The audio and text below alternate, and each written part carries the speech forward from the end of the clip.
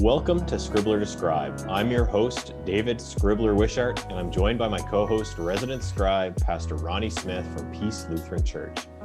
We invite you on a spiritual journey to explore questions of faith in the human experience. If you're searching for more meaning in your life, you're not alone. So join us as we search for wisdom and personal growth through a theological lens.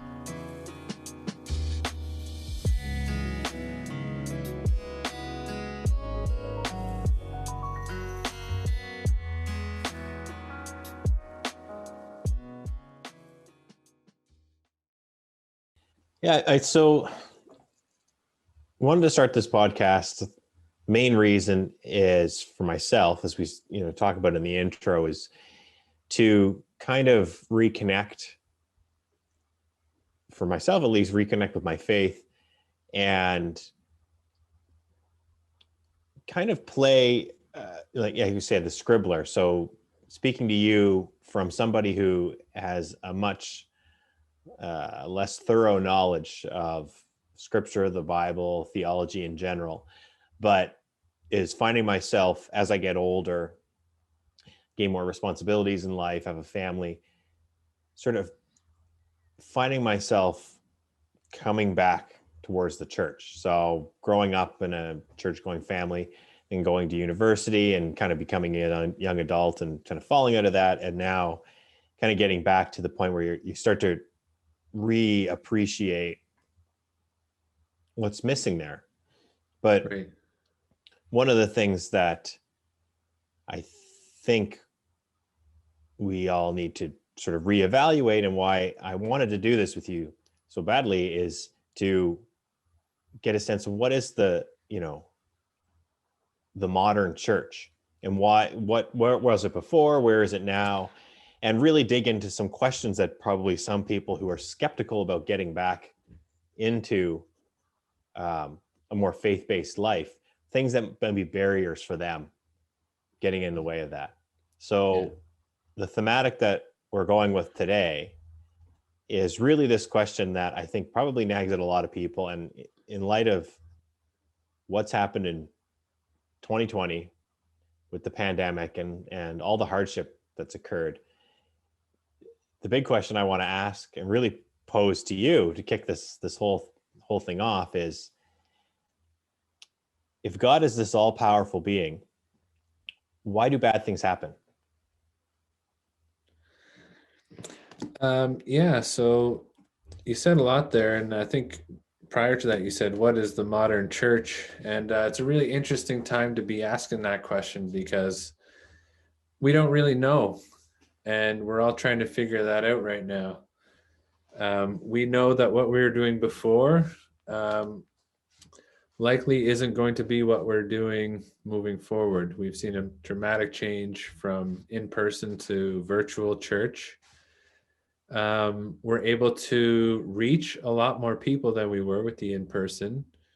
Many people like the at-home church aspect of what's been going on since COVID struck, and we've all been forced online. But the exciting part of that is that we get to have a say in what the modern church is, or where we're going. So this is very much a time of reformation, which is sort of our wheelhouse as Lutherans.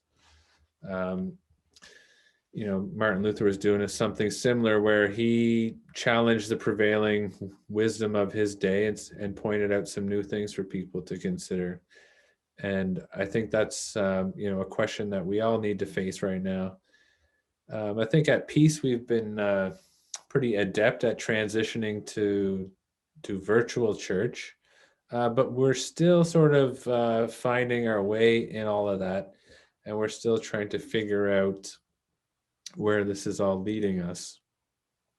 I know in the past that before COVID, a lot of us in the clergy ranks, I guess, we talked about how important it was to get online, but no one seemed to have the time or energy with all the hustle and bustle of in-person church. Now that we've been sort of forced online and forced to come up with different ways to communicate with people and connect each other, a lot of questions are open now. And I find that really exciting.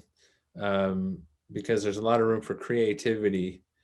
One thing about COVID that has happened is that many falsehoods have been laid bare, and we've all been forced to question our values. What's most important to us? How do we want this life to go? So that's a little bit about the modern church. A question that you asked. I guess we don't really know what the modern church is, but we're actively participating in its creation, and I find that really exciting. And I invite you into that process. I invite anybody who's listening into that process. More than ever, there's room for your voice, because the field is so open. And particularly at Peace, I want to encourage that. And we have always encouraged that. We want people to tell us what they see. We want people to say how they're feeling called. We want people to say where they're seeing God at work in their life. It's not a top-down thing anymore. I think power is being more evenly distributed, at least at Peace anyway. So we're all equals before God, I guess. It's not just because I'm the pastor that I'm higher or something like that. But I think that might be exciting to some people who maybe got turned off by, features of the quote unquote colonial minded church that was sort of built up in recent centuries.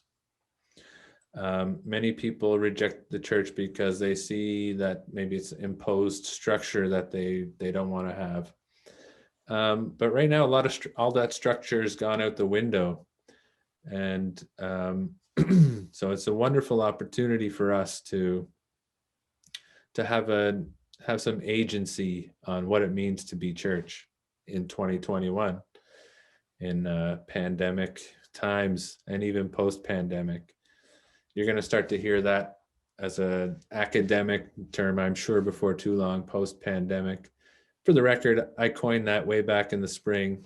If anyone ever asks if it becomes a global phenomenon, you heard it here first. But I'm sure people are already using that term. It may seem like I'm dodging your second question, though. Actually, before I get to that too, you mentioned talking about drifting away from the church and coming back to it as you enter into a different phase of life. That's pretty common for church folks who are raised in the church. There's a certain, in our youth, in our late teens, early 20s, there's sort of a sense of, I want to chart my own path. I want to have different experiences. I want to sample different flavors, sowing wild oats or whatever you want to say. And naturally at that time in life, people sort of, or commonly at least, turn away from the church. And then once they have kids and settle down a little bit, they find their way, making their way back because, all the benefits to families and kids also that can be had in the church. I recognize that in many instances, the church has been a harmful presence in people's lives, and we can't shy away from that. We have to take responsibility for that as a whole church. But we don't have to be beholden to that either. We can create a new church that is more closer to the ideals that Jesus laid down for us. And that's very much what Martin Luther was about too. He saw that the church had strayed so far from its purpose that he couldn't take it anymore, and he stood up and called it out. This is the time for each and every one of us to do that, and I welcome all voices into that, unless they're grounded in hatred and violence and fear and those sorts of things. But so you're not alone in that. That's a pretty common phenomenon where people stray and then come back as life circumstances evolve. Yeah, I mean, something that I learned from you and one of your sermons was that idea of Martin Luther's church reformed, never being reformed. And so this idea of a kind of constant reformation and modernization and I'm very partial to this idea of adaptation. Like being willing to take risks and fail and have things not go right, but use those as learnings in terms of how you just adapt and grow stronger, and how you adjust, and your ability to be flexible to the circumstances of life that come up. So that's an appealing philosophy of the church, as opposed to maybe like a very sort of set of, you think of the Ten Commandments or something, like this set of rules, and having it, maybe people are experiencing the church that way, that it's just like these set of standards that people feel is really hard to live up to, and therefore they just dodge it altogether because they don't want to feel judged. Do you think that's something that a lot of people believe? I'm sure you're right there. The statement that we're reformed, ever being reformed, is surprisingly not as well known around the church as one might expect, but we seem to forget the second part. That's kind of that's the funk that we've sort of gotten in. The Luther never wanted his own church. He wanted to reform the church that he was already a part of. And when he was excommunicated, that was no longer possible. And this alternative church, grew up around his rebellion, essentially, theological rebellion. But we forget the task of each generation to continually renew and reform the church. And we kind of got into comfy mode, especially in the post-war era. They were cranking out new churches in every town, left, right, and center for a good long time. And then, we sort of built up our own institution that was rather rigid and inflexible. And this is a 500-year process. It wasn't just a post-war thing, but we've kind of forgotten that ever being reformed. We got a little too comfortable, certainly in our context in Canada, North America, tremendous wealth of our nations and prosperity of the people has led to a certain complacency. We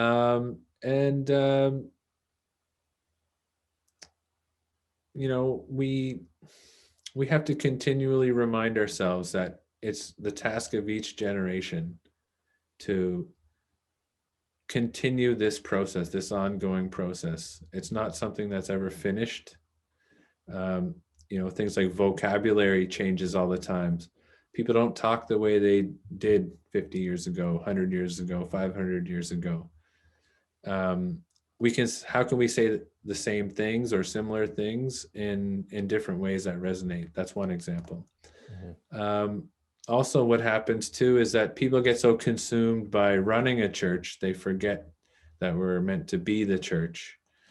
There's a whole host of issues that can come with that. Did I answer your question, David? You did, yeah. So I think,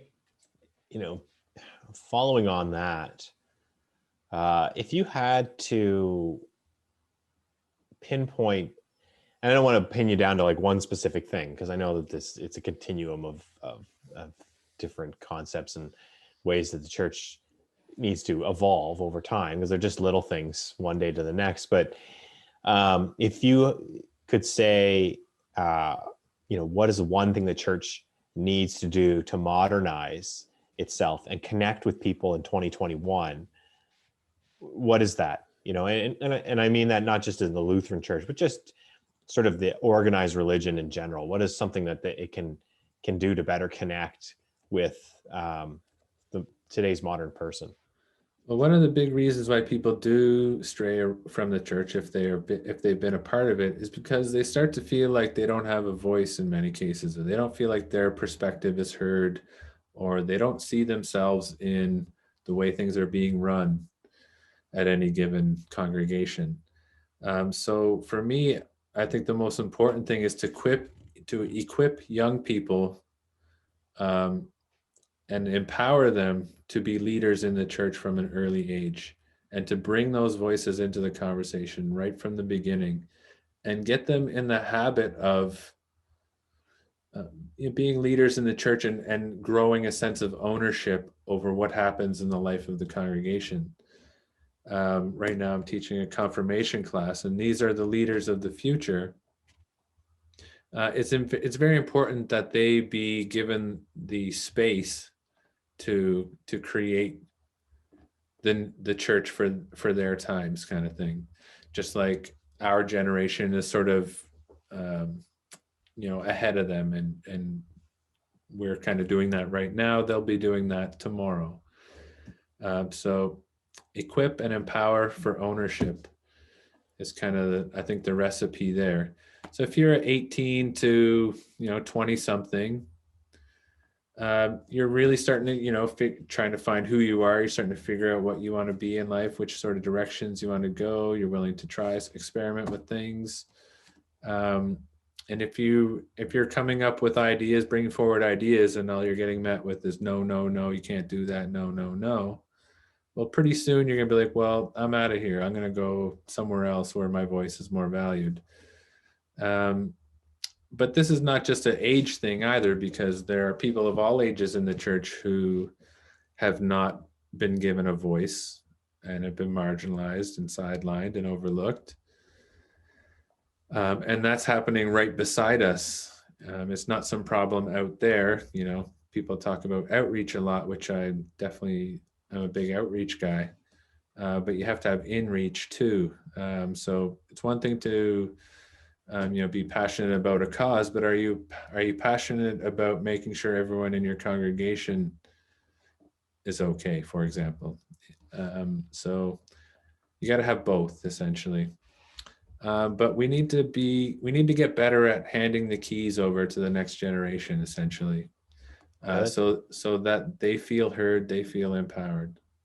Yeah, I think that it makes a lot of sense, just because if you think of the age group where people start to lose that connection to the church, it is right at that point where people are starting to really crave their own autonomy. Mm-hmm. And so when you're really young, you kind of go along with the church rituals, and you in the church community, because you maybe don't have the confidence to start speaking your own mind, or have the background at all to have an informed opinion about something.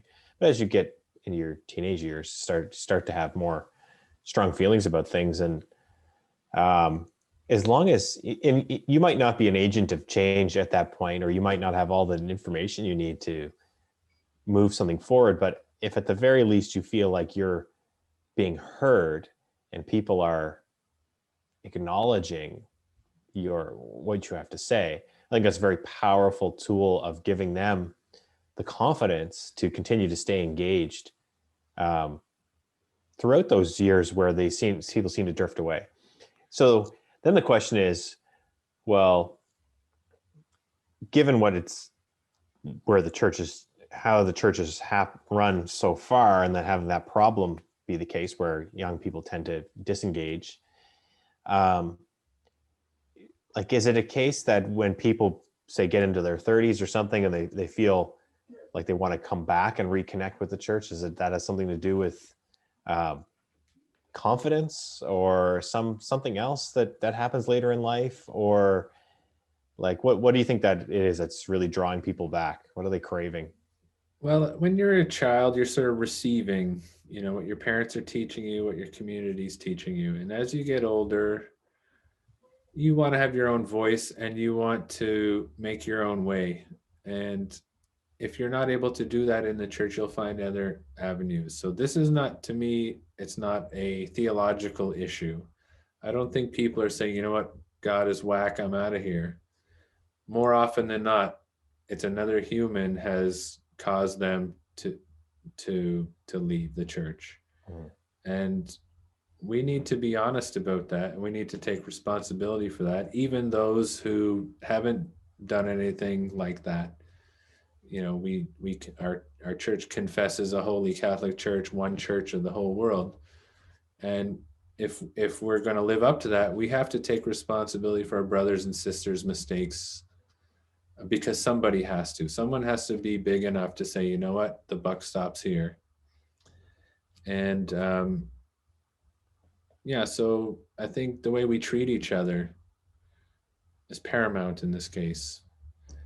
Do you think that there's a large number of people who might call themselves atheists who are really not necessarily non-believers of God as much as they are just non-believers in the church because of some representative of the church at some point had sort of spoiled it?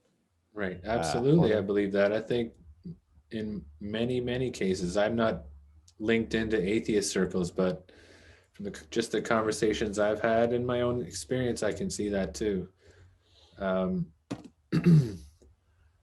more often than not, it's human caused, not God caused. People become barriers in between us and God in many instances.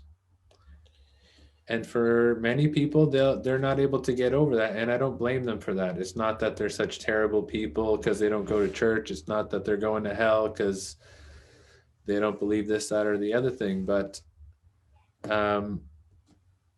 it's usually because they've been injured by another person.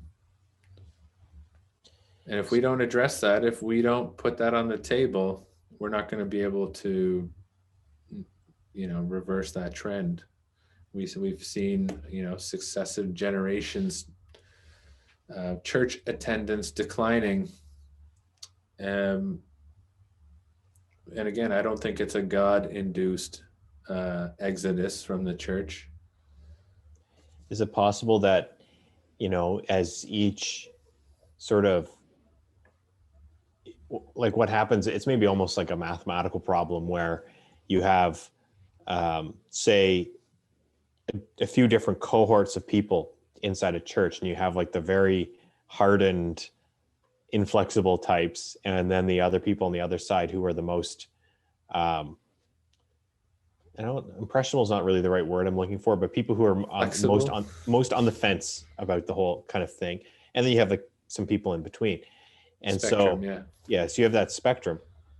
And if the people on this one side have an experience with the people on the other side who are more hardened, and it causes them to drop out,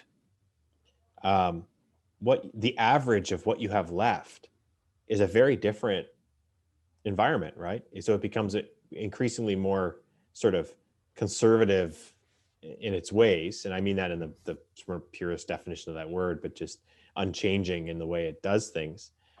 And then you have a new sort of fringe in the next generation who's there, who drops out, and the average keeps getting to becoming a very different thing than it was when it was more open. Yeah, we're getting less diverse in that regard. Yeah. But there's also a broader diversity of opinion and thought around theological questions, and the church has proved in many instances to not be a safe place to explore those questions. And I feel very passionate about making sure that peace is a place where it's safe for people to come and ask the tough questions, to be vulnerable in front of each other. You said that there's instances where people in the past have felt uncomfortable or unable to ask certain questions in the church, theological questions that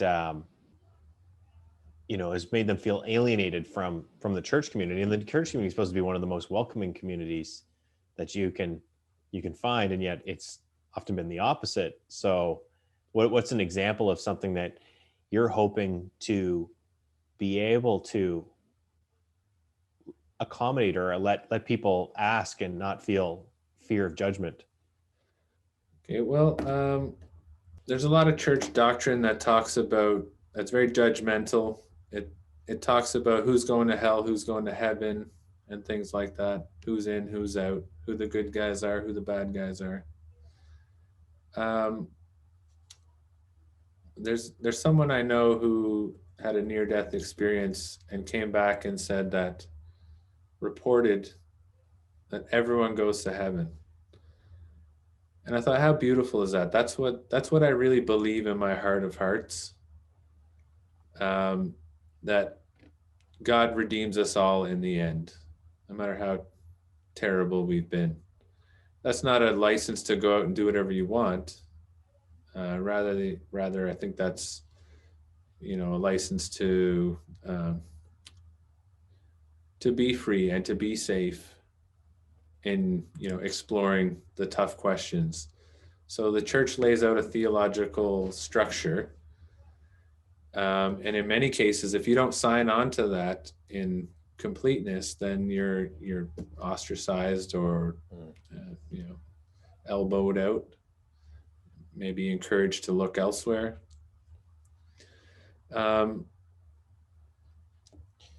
But that really obscures what God and what Christ was all about and what the Gospels are all about, which is love God, love your neighbor. So, we can have a nice building, we can have a nice community, we can have all the bells and whistles that a church should have. But none of that matters if you don't love God and you don't love your neighbor. If you're acting out of hatred or fear or any of those negative things and you're projecting that on other people, what good is going to church doing for you then? Mm-hmm. So there's a lot of hypocrisy in the church, and that's probably another big reason. We hear certain things preached, and then we see people doing the opposite. And oftentimes it's leaders, and leaders got to take account too. Much of this gets reduced down to failure of leadership over the centuries, over the generations. Mm-hmm. But nobody wants to say that, right? Like, well, did they have they set too high a bar for themselves as well? Like, is it the case that if you're always preaching to some kind of divine standard rather than what's realistically possible for, a human in the world, does it create an environment where it's near impossible to meet those standards, or like, where's the middle ground there? Because I think that it, to be a good leader, you have to, you need to be the one who goes to the front of the line, and you have to be in the trenches, and you have to be able to do those things, right? You can't just stand on a pulpit and sort of say things to people. But I don't know. I'm just not sure where what do these people need to do, or how does this message need to change in order to make it something that is doable? Like, you can actually realistically be a good leader, if that makes sense. Yeah, absolutely. I'm reminded of a couple of things. One, and these both come out of confirmation class. So these are like 11 to 13-year-olds, the wisdom of children. We had a reading not long ago. Jesus told a parable about sheep and goats. I think you'll remember. Mm-hmm. The sheep behave like this and the goats behave like this. And this young boy said, and I was blown away by this, said, neither the sheep nor the goats understood God's judgment. I was like, wow, that's an incredibly mature thought for an 11-year-old.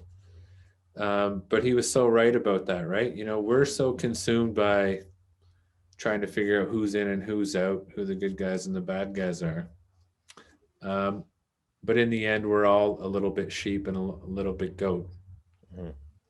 And maybe there's been an impulse to try to separate those things. And there's a lot of delusion that happens there too, right? If I know I'm saved, I know I'm going to heaven, but not that guy over there because he does this or that. Mm-hmm. But ultimately, neither the sheep nor the goats understand God's judgment, and judgment is God's alone. So church is another bastion of judgment in many cases. There's no shortage of opinions on what anybody else should be doing or not doing. But then, so we were also, we read another reading about when Jesus is calling disciples. It was like Simon, Andrew, James, and John. They were all fishing when he came and said, come and follow me. And they stopped what they're doing and followed him. And the kids asked, why fishermen? Of course, we could say, why not fishermen? But Jesus is really good at raising up the unexpected. or drawing out the unexpected, behaving, acting in a way that's not necessarily how we would behave. So one might think Jesus could have had the pick of the litter, right? He could have gone to all the top synagogues, picked all the A+ students and made them disciples. But it wouldn't have worked that way because they had too much to lose all of a sudden. But these fishermen, they were ready to go just like that. They recognized something about Jesus that was authentic and real and unlike something that they'd seen before, and they wanted to go. You know, they may have been just adventurous in their youth or something like that. Maybe they felt like, I know in James and John's case, they were working in their father Zebedee's boat and he had hired men, but maybe they wanted nothing to do with, you know, their dad's way of life, and they wanted to strike out and find their own path. But these impossible standards, if Jesus applied those same impossible standards, we wouldn't have had his ministry. It wouldn't have worked out that way. He would have been in with the Pharisees and the scribes in the temple, just trying to maintain the institution that they had built up. So Jesus is all about breaking down barriers and pulling out grace where we least expect it. So there's something about the humility of a fisherman, I guess, the humbleness of their background that prepares them somehow for the moment when they're asked to follow. So, and I think that's something that's always struck me about, you know, the story of Jesus in particular, is it has a just a timelessness to it. Like it seems obvious when you read it. You're just like, hey, this just what he has to say is just so universally obvious that this is, you know, how we should be living our life and conducting our lives. So why does that get lost along the way? Like what is happening where this message is continually needs to be relearned?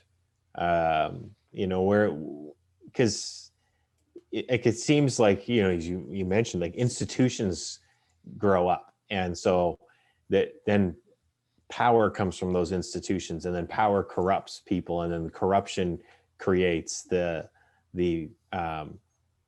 eventual decline and destruction of the institution and the good things that it originally stood for. And right. we're kind of seeing that played out over time, I guess, where people are drawing away from that. So how do we tap back into the fundamentals here and rebuild things back up and get a refreshed church community? Because I feel like it's something that the world really needs right now.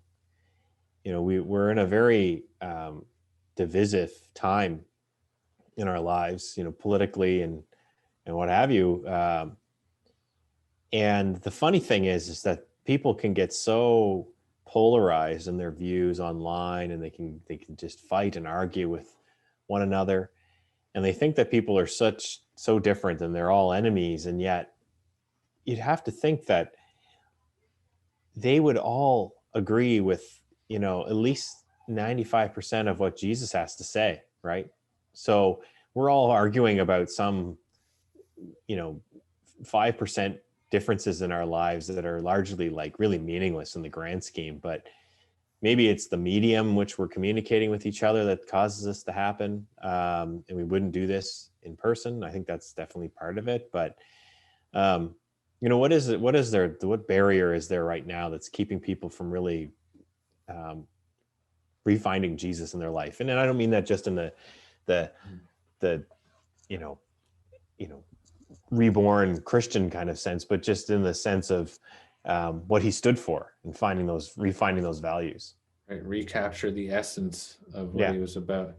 What is it that's really getting in the way of people being able to reconnect with those values that Jesus really stood for? So if each successive generation seems to be distancing itself from the church, and church attendance is down,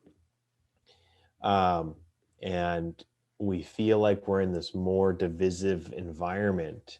It seems to be the opposite of what Jesus was really all about. What is there? There must be something, like there's something pulling people away from that, or is something blocking them seeing the way forward? Do you have any opinions of what that is?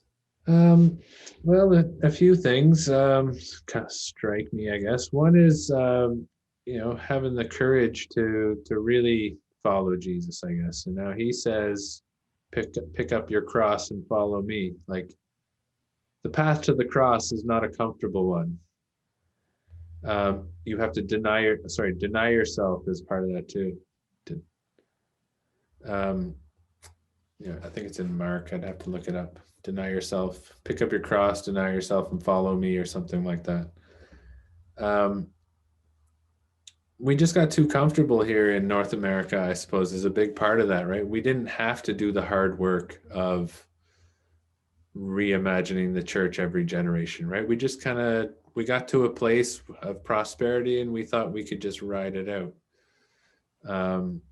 But then the world changed and we didn't. Mm-hmm. The church didn't. So that's a big disconnect because ultimately the church needs to be on the ground where the people are, and it sort of distances itself over time from the people. There's a wider and wider power distance mm-hmm. Between the leaders of the institution and the people on the ground. So one of the great things about Jesus, and we see this in his example, is that he very easily could have pursued that career, that religious leader career, but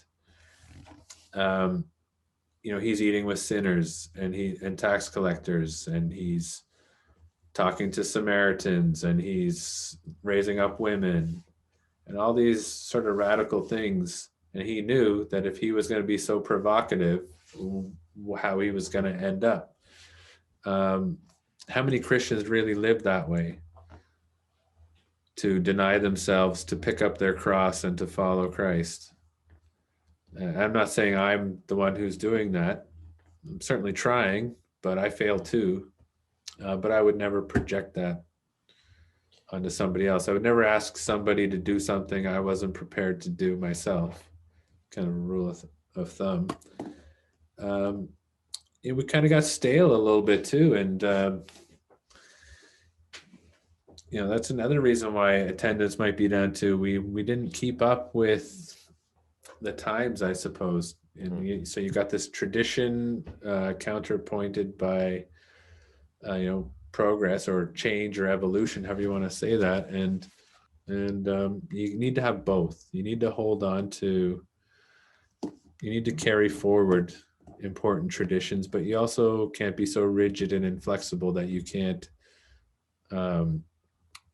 be moved by the Spirit. In many cases, churches become fortresses to keep God out rather than a place where we go to find God. I have a thought. Let me run with it. You can see what you think. Please, I felt like I've been running on and on. Well, it kind of cuts to one of the thematics that I think is really important, and something when we talk about personal growth, what does that mean? Well, there's this comfortability and complacency that maybe is set in the church. So it becomes very rigid in its ways because it's comfortable, and it becomes resistant to change. Right. But personal growth is all about leaning into uncomfortable situations, and that, you don't gain muscle without feeling sore from lifting weights. You don't learn new things without having to study and be tested. So what Jesus is really asking us to do is to be uncomfortable, because some of these situations where we need our call to action are not like the easy way out. Right. But the easy way out is also not the most fulfilling life. And I think we're all guilty of choosing the easy way out a lot of the time. I know I am, right? I think there's lots of situations where I'm like, oh man, I could have done better there. I could have helped that person, whatever the case may be. And we're going to touch on this in later episodes, but I think that's a really fundamental part of all this, which we'll dig into, is becoming comfortable with being uncomfortable. Right. And what does that mean? And how did Jesus really embody that? Because I think that everything he did, he put himself out there. He was willing to be that person, and people were drawn to that. I mean, these are the inspiring people in the world, are the ones who are willing to do that. So I think that's fundamental to the transformation that the church needs to have too, is has to refine that. And in some way, I see this podcast as, it's, for us, it's a process of being a bit uncomfortable. I could just not do it, and that would be easier, and I could go and watch TV in the evening and that'd be that. But it doesn't mean that that's fulfilling. Right. And, so this is something that we want to, work on together, because it's important. And so that's, I think that's just fundamental to, the ethos of Scribbler to Scribe. Right. Absolutely. I've heard many instances of people leaving the church because they couldn't get their questions answered. And especially when you're young and inquisitive and you're growing and maturing and everything's changing. You need solid answers, and you need to be safe. You need to feel safe to be able to ask those questions. So if you go through your whole church life afraid to ask the things that are in your heart, there's an incredible disconnect there spiritually. And if the humans around us have not made it a safe place for us, we're not doing that. We're not getting that growth, personal development. We hope you found your time nourishing and life-giving. Don't forget to like and subscribe to our channel. If you would like to hear more and support the podcast and Peace Lutheran Church, please consider donating at the link in the description. For DW, I'm Pastor Ronnie Smith. Peace be with you.